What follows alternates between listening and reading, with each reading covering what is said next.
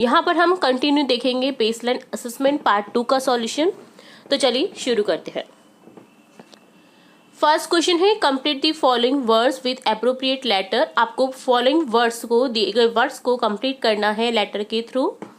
तो यहाँ पर देखिए पिक्चर भी दे रखी है, ये क्या है, बॉक्स। तो यहाँ पर ओ लिख देंगे जिससे बन जाएगा ये BOX बॉक्स। नेक्स्ट है पेन, तो यहाँ हो जाएगा PEN पेन। नेक्स्ट है कार, यहाँ हो जाएगा CAR car.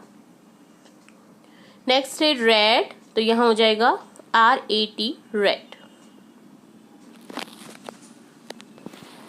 Match the same sounding words. आपको मैच करना है सेम साउंडिंग वर्ड्स को, राइमिंग वर्ड्स को, जिनको बोलते हैं राइमिंग वर्ड्स। तो यहाँ पर मैच करना है आपको।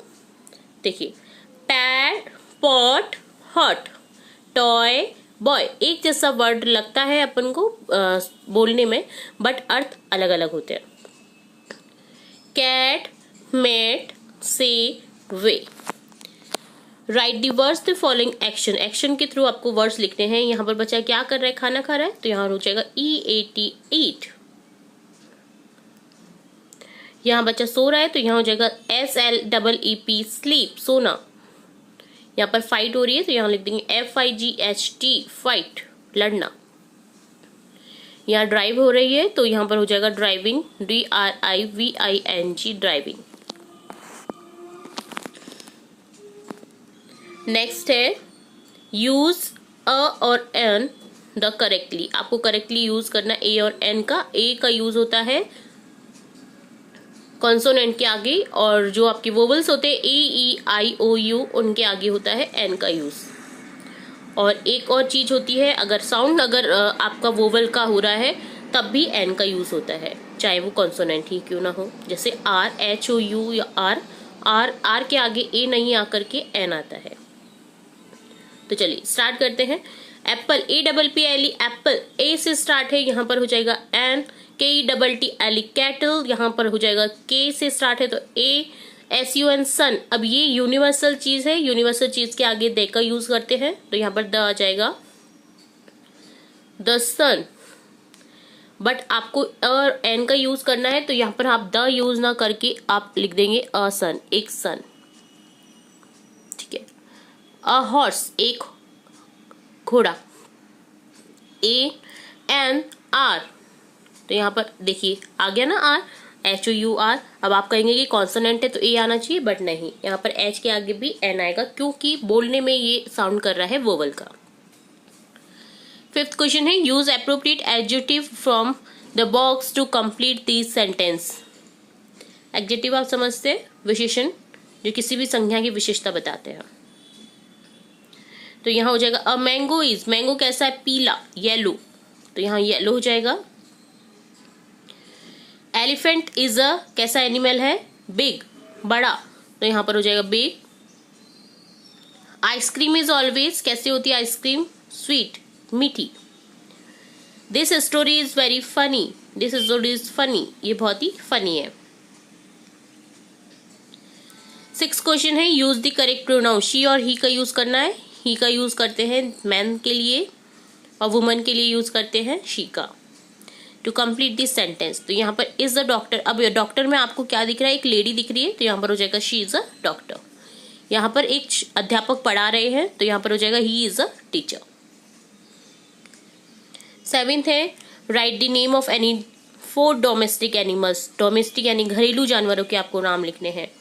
Cow, buffalo, camel, dog. 8th है your teacher ask you how are you, what can you response. तो आपका रेस्पॉन्स कैसा होगा, हाउ आर यू का, आई एम फाइन, मैं अच्छा हूं। आप कैसे हैं, मैं अच्छा हूं। नेक्स्ट है अब विच ए है which day comes between Monday and Wednesday. तो मंडे और वेडनेसडे के बीच में कौन सा डे आता है, Monday, Tuesday, Wednesday, Tuesday. Which month comes after September, September के बाद में कौन सा मंथ आ रहा है, अक्टूबर। नेक्स्ट है write the name of following number. Number को आपको स्पेलिंग लिखनी है उनकी। तो मैंने पहले भी कई बार बताया है कि आपको 1 से लेकर के 100 तक स्पेलिंग आनी चाहिए, 1 से 100 तक गिनतियों को इंग्लिश में लिखना आना चाहिए। क्योंकि एक डेफिनेटली आपको क्वेश्चन देखने को मिलेगा अपने एग्जाम में।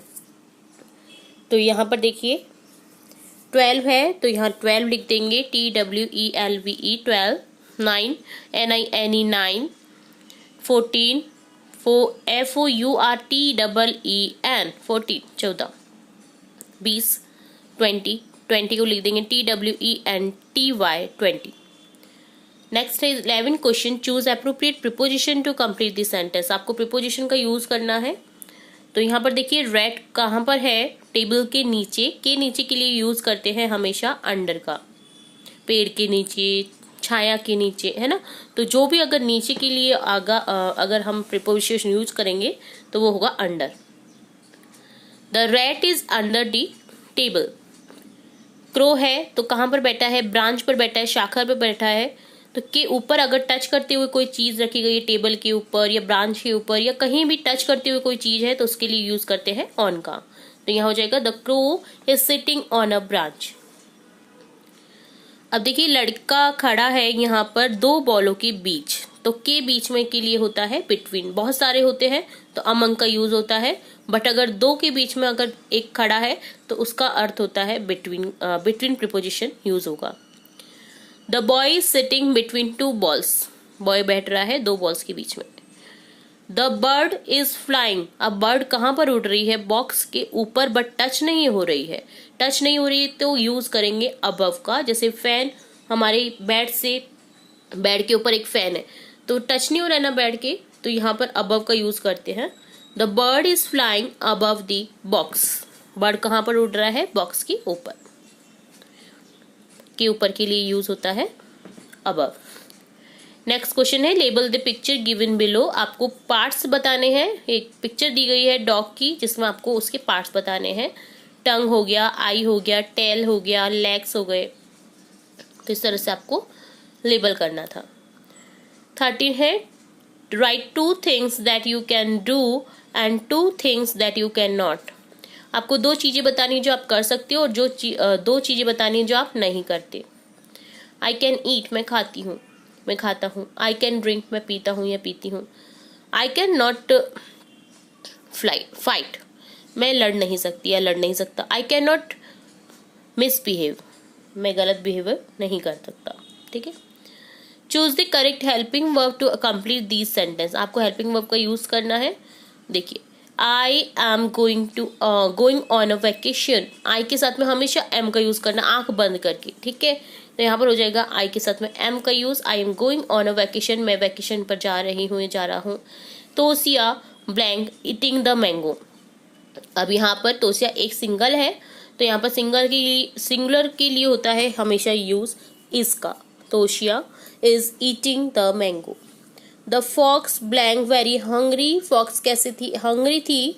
तो यहाँ पर वॉज वर्ब में से फॉक्स के लिए हो जाएगा वॉज, सिंगुलर के लिए वॉज का यूज करते हैं।